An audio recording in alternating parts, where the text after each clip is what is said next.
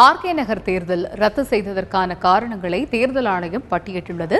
அதனை இப்பொழுது பார்க்கலாம். ஆர்கே நகர் தேர்தல் ரத்து குறித்து தேர்தல் ஆணையம் வெளியிட்டுள்ள 29 பக்க அறிக்கையில் அதிமுக, அம்மா கட்சி, அதிமுக புரட்சித் தலைவி அம்மா கட்சி மற்றும் சில தனிநபர்கள் மீதான புகார்கள் பற்றி சுட்டிக்காட்டப்பட்டுள்ளது. ஆர்கே நகரில் இதுவரை 32 லட்சம் ரூபாய் ரொக்கப்பணம் பறிமுதல் செய்யப்பட்டுள்ளதாகவும், கடந்த 7ஆம் தேதி வரை பணம் மற்றும் பரிசு பொருட்கள் விநியோகம் செய்ததாக 35 FIR பதிவு செய்யப்பட்டுள்ளதாகவும் கூறப்பட்டுள்ளது.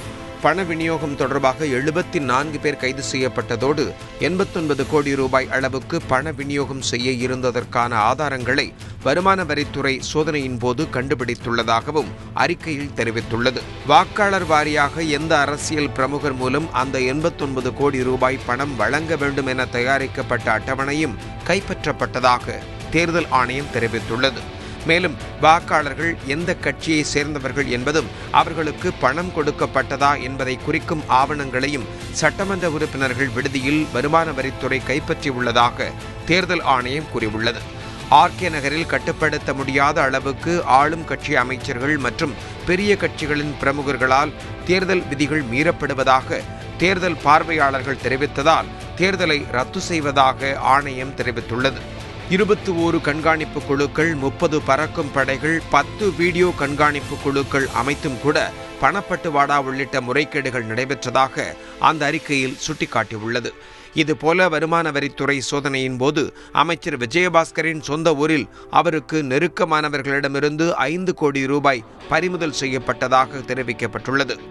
இதுபோன்ற காரணங்களால் ஏப்ரல் 12ஆம் தேதி நடைபெறவிருந்த இடைத்தேர்தல் ரத்து செய்யப்படுவதாகவும், அங்கு அமலில் இருந்த தேர்தல் விதிமுறைகள் விலக்கிக் கொள்ளப்படுவதாகவும் தேர்தல் ஆணையம் அறிவித்துள்ளது.